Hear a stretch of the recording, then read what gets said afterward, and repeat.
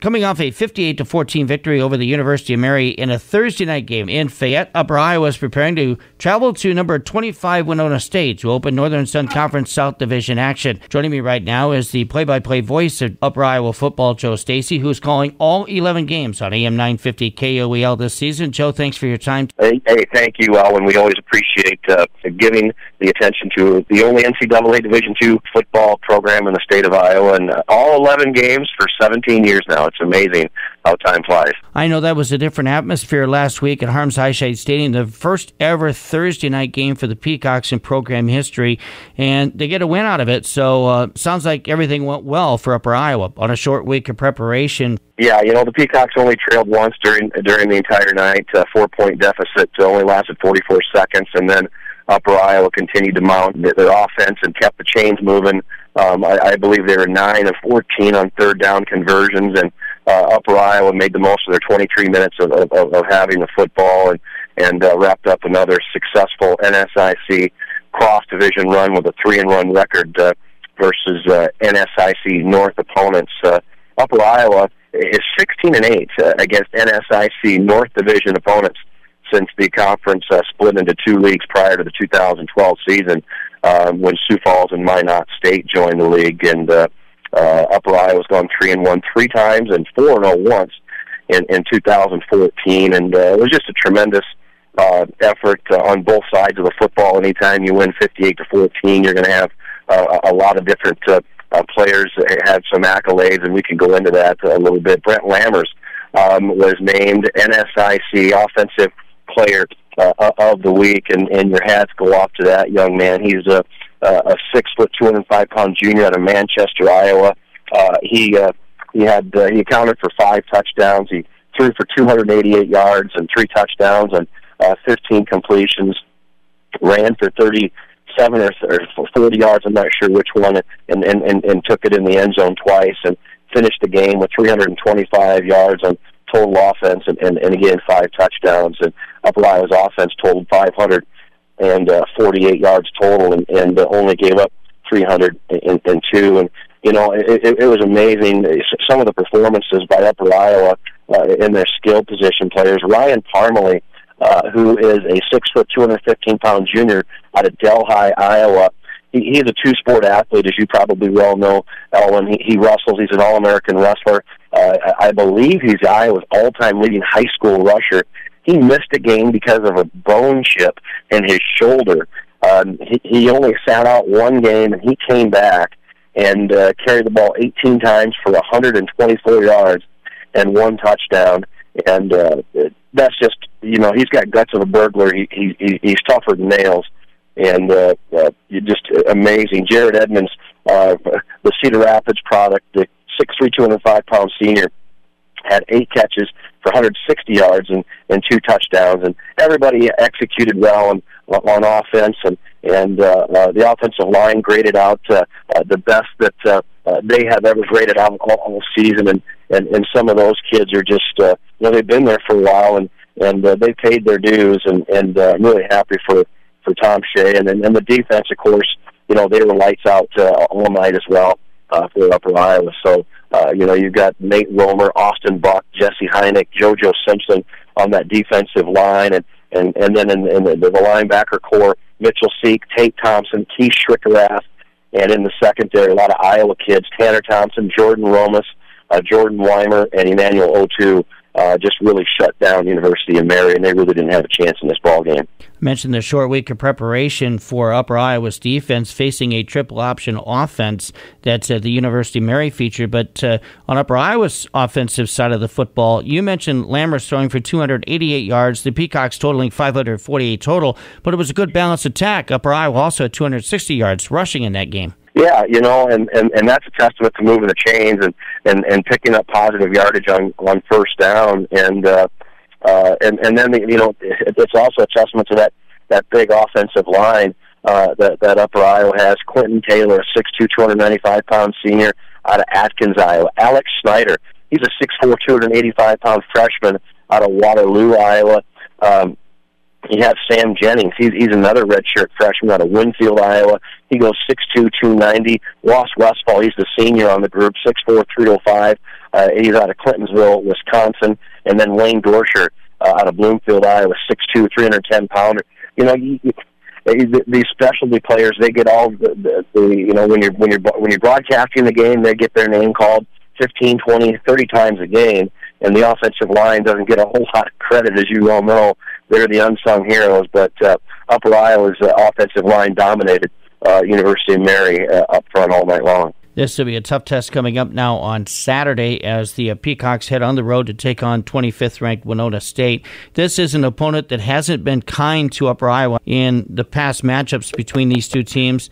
And Winona State's off to its first 4-0 start since the 2003 season. Yeah, they've had some quality wins, Elwin. Bemidji State is part of the NSIC North. They handled them in the first week 30-20, and Bemidji State started off the season in the top 25. Then they went on the road to St. Cloud State. That's a Division I. Both Bemidji State and St. Cloud State have Division I sports. If you can wrap your brain around that, listeners, Division I hockey for both of those schools, and the attendance is up around 15,000. So it's basically like a UNI if to make a parallel. And of course, Upper Iowa's on campus is just under 1,000. And so for Upper Iowa to compete with these schools is a testament to the coaching staff led by Tom Shea in his 9th season for developing a culture in Fayette, Iowa. It's just amazing. I implore people, if they haven't been to an Upper Iowa football game, to get out, take your family to Harms-Eichscheid Stadium. Our next game is next week against Concordia St. Louis, and then they beat MSU Moorhead 42-14, and then came off a win 47-7 versus Minot State. And they're not world beaters, but you know what? Winona State lost their All-American quarterback in Jack Nelson, All-NSIC quarterback rather, in Jack Nelson. They lost their running backs, but they're just solid all the way around on offense. They move the ball. They're smart in the red zone. They pick up positive yardage on first down, and it's one of those programs where Upper Iowa really suffers in this category called depth. We have some quality athletes, and we build them up in the red shirt system and in the program. We get them faster and stronger, but we don't have the depth like some of these schools that have been around playing Division II football for decades. And Winona State defensively, my gosh, they're very typical of an NSIC South Division school. They're very aggressive. They're very big up front. They're quick on their feet. They run fast to the football, and their secondary is very, very athletic. And again, offensively, you look at their numbers in Upper Iowa and Winona State. They match up on the NS. If you look at the NSIC stats, offensively, it's about the same. As far as yardage per game, running and passing. Defensively, same thing. I think we're 2 and 3 in giving up points. Upper Iowa's only given up 18. Winona State's only given up 12. So on paper, it looks to be a pretty even game. I'm not privy to say, and nor would I ever say, as you will know, Elwin, we're banged up.